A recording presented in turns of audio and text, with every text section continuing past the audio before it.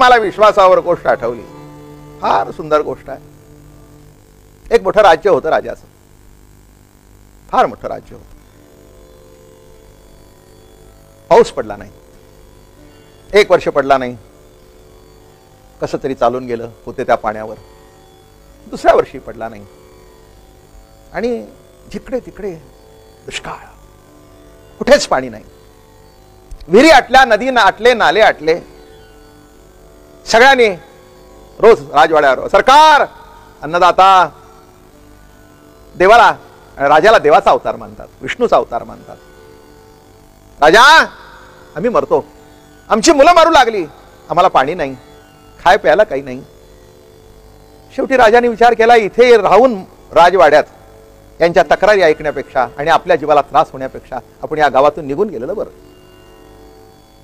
राजाने आपला खऱ्या अर्थाने विश्वासू प्रधान बरोबर घेतला आणि गेले अरण्यामध्ये.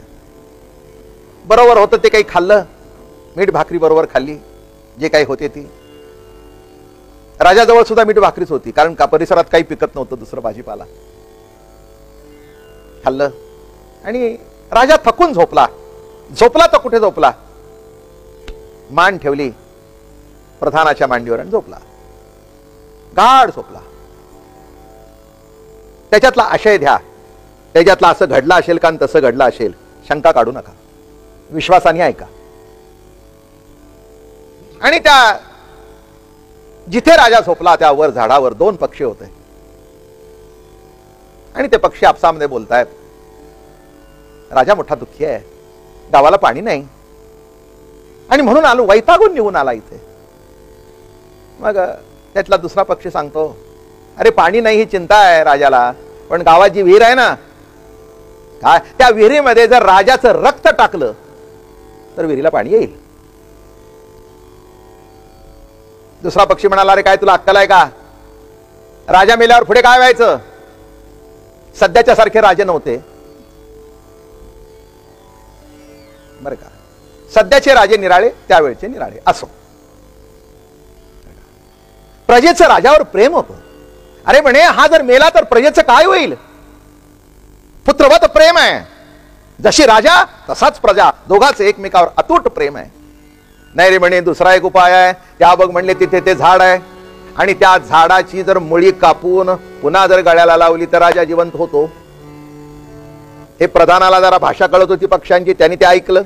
ऐकल्यावर त्यांनी काय केलं, हळूच आपलं पागोटं राजाच्या खाली ठेवलं, मान काढून घेतली, जरा बाजूला गेला 10 फुटावर, तलवार घेतली ना आपली करंगळी कापली, खाड.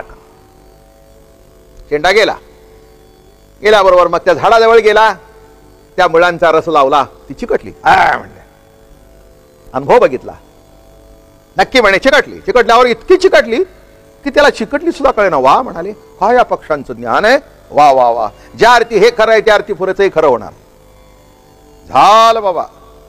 राजा झोपलेला असा आणि तलवार घेतली, काही नाही म्हणले या राजाला, आणि याचं रक्त टाकायचं आणि चिकटून टाकू. झालं बाबा.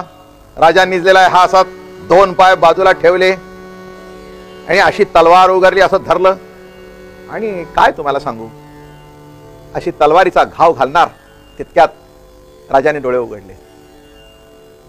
डोळे उघडले, 1 सेकंड डोळे उघडले, तसे डोळे झाकून घेतले आणि डोळे झाकल्यावर राजाचं मुंडकं उडलं. राजाचं मुंडकं उडलं. ओंजळीमध्ये ते रक्त घेतलं, त्या विहिरीमध्ये टाकून दिलं. टाकून दिल्यानंतर त्या विहिरीला भरपूर पाणी आलं आणि 1 सेकंदामध्ये पुन्हा ती मुळी रावली. राजाचं शिर पुन्हा चिकटलं. राजा जो उठला, तो झोपेतून जागा झाले तसा उठला आणि निघाले दोघंही. पण उठल्यानंतर राजाने प्रश्न विचारला नाही की मगाशी तू काय केलंस. बरं का, कथा मोठी गोड कथा आहे. आणि घरी आले, जिकडे तिकडे आनंदी आनंद, विहिरीना पाणी लागलं. पण त्या प्रधानाच्या मनामध्ये सलत होतं की राजाने बघितलं पण मला बोलला का नाही. माझा हात धरायचा होता, ओरडायचं होतं, मला ढकलून द्यायचं होतं, पण बघून सुद्धा हा बोलला नाही. याच्यातलं वर्म काय. एक दिवस पुन्हा फिरत फिरत फिरत निघाले आणि नेमके त्या झाडाखाली येऊन बसले. सरकार म्हणे, तुम्हाला आठवतं का हे झाड. म्हणे आठवतं. काय काय आठवतं? म्हणे मी निजलो होतो. हो, निजलो होता. झोप लागली, उठलो, घरी गेलो. हुशार होता राजा. घरी गेलो. नाही म्हणे मधली एक घटना तुम्हाला आठवत नाही. काय? तुम्ही मला बघितलं का? मी तलवार उघडलेली, तुम्ही डोळे उघडले आणि माझ्याकडे बघितलं. हो म्हणे बघितलं. मग प्रतिकार केला का नाही? अरे म्हणे सख्या, माझा तुझ्यावर इतका जीव होता, माझी खात्री आहे की तू मला मारलंस, इतका तुझ्यावर विश्वास आहे. तू मारलंस तरी कल्याणाकरता मारशील इतकाच माझा विश्वास आहे, म्हणून मी तुला विरोध केला नाही. बघितलं मी. एवढं म्हटल्याबरोबर त्या प्रधानाचं चित्त भरून आलं. पायाला मिठी मारली. अहो म्हणे सरकार, हा कसला विश्वास? अरे विश्वास कसला काय, यालाच विश्वास म्हणतात. लक्षात घ्या, राजाने बरोबर बघितलं होतं पण त्याला ओळख दिली नाही. बाप रखुमा देऊर जीवीचा जिव्हाळा आणि काही केल्या वेगळा न वेगे माहे. आम्ही सगळी जीवनामध्ये माणसं निमित्ताला टेकलेली, इकडचे इकडे झालं तरी आम्हाला खपत नाही. आणि ते जीवीचा जिव्हाळा सांगतायत, विश्वास सांगतायत. मोठं कौतुक बघण्यासारखं आहे. इतक्या त्या राजाचा जबरदस्त विश्वास.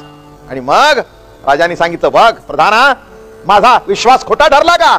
माझा इतका तुझ्यावर विश्वास होता, माझी पूर्ण खात्री होती की जे करशील, मला मारलंस तरी माझ्या कल्याणाकरता, वाचवलंस तरी माझ्या कल्याणाकरता.